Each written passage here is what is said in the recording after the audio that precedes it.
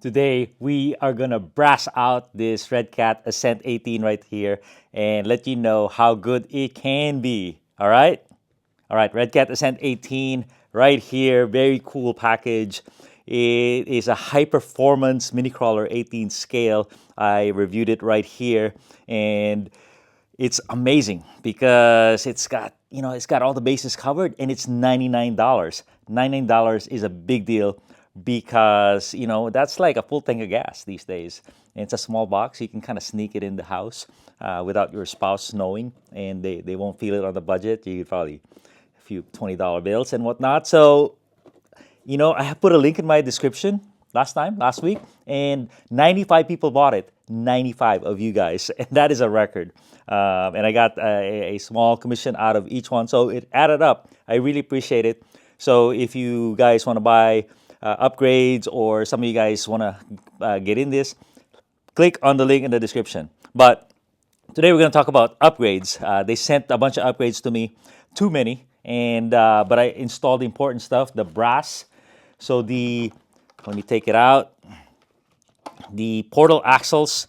So when it came, it had 50-50 weight distribution, and it had these just these chunky tires that were not sticky, and the kind of the side hill angle limit was about 47 degrees. Okay, so that's what we hope to improve, and I'm going to show you some running video. And what we have is they have portal axles right here. Portal axle covers, very expensive, unfortunately. It quickly added up to the price of the vehicle. And then, brass links, brass axle covers and whatnot. So, that's kind of what I added right away. Now they have all the links. These are brass too, remaining. I haven't added it. I'm not sure. Ooh, this is kind of what is it? The transmission holder. So I might do this. This is significant weight. So brass is a good thing because all the parts that I took out, they weigh nothing. Like less than a gram, and then you replace it with like a 7-gram part. So you're increasing the lowest part of the vehicle like 5 times, 7 times. So that's pretty cool.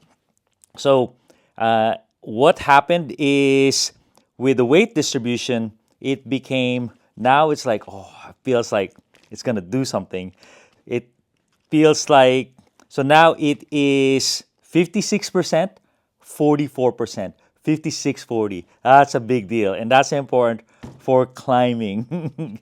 And on the side hill, now it is, look at that, 50 right there, my friends. So really quite an improvement. And one thing I did, one thing they don't supply is rims, and these are really good. These are by RC All-Wheel Drive, and what's special about them is they're heavy. You see the brass inserts right there, and I said, oh, that's okay, but that doesn't weigh much, maybe a gram each. But then there has a whole brass ring inside that's like 20 grams, so significant. And then what you do with the inserts, you can take each one off, is you tune it, and it's perfect for tuning. Maybe you have too much in the front, too much in the back. But typically, you want to have less in the back than the front, and that's going to allow you to climb the steep stuff. What I used to do before, these are by Trial. They're quite heavy, but they're not tunable. So I would run different rims on the back than the front. So it was a big disparity, and it looked different. So these ones, I can recommend this with the pin tires of Trial, really good. And these ones, definitely I can recommend RC All-Wheel Drive. I'll put the link in the description. And these are Proline Trencher tires. So good. And you'll notice that the tires I have right now are smaller than what's stock. And that's not a bad thing because, the vehicle's kind of high. It sits kind of high. There's barely any sag on the suspension until I get new springs. So the smaller tires lower the center of gravity at the expense of ground clearance, but this thing has so much ground clearance that it's not a big deal. It didn't affect me in my testing. So what's amazing is I was doing 10 scale lines. A lot of the lines at our park, Linda Vista, that are not touchable by small cars, I was doing it with this one. It couldn't quite do the wall of doom, I'm not sure there's enough traction in the world in these small tires for something like almost straight up. But you'll see, you'll be jazzed. So there you go. I still have a lot of upgrade parts, but these are aluminum. And aluminum, I'm not a huge believer in. Oh, aluminum shocks, because they're more for appearance and not so much performance. And I'm really kind of trying to make this performance based. But I do like the shock bodies. The shock bodies, sometimes you get a little more smoother action out of it. Definitely, I will lighten the shock oil. The spring needs to be a little lighter, so I need options. But I'm gonna do another video of all free mods, because even as good as it is now, there's a lot of free mods we can do with this vehicle. Just moving the receiver to the front, the battery forward a little bit and lower. We could improve a lot of stuff that way, cutting the springs or something. So got some business done, but we still got some business to take care of. And that's the beauty of this vehicle. You can buy it, enjoy it, and work on it, spend some money, or do some free mods, and really keep improving as you do these little obstacles right here. This one's too easy, by the way. But there you go. Please keep hobbying, and spring is coming. We have 72 degrees here in San Jose for the next 5 days. Better believe I'm going to be out there. Thanks a ton, everyone. All right, here's the before. Not even close. And right here, you can see the hesitation and the bounce. It can do some things, but it's a struggle. It's not very sure-footed. Stock tires are a little hard, and 50-50 weight distribution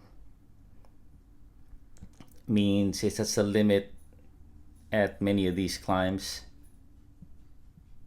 So this is about the hardest stuff that it can do. Box stock. And right here is the limit. As you can see, the front will lift and no chance of doing something like that.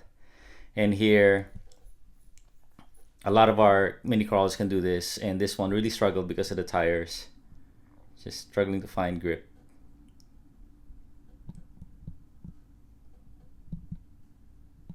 So the upgraded version we just started playing with, and then here you can see how sure-footed it is.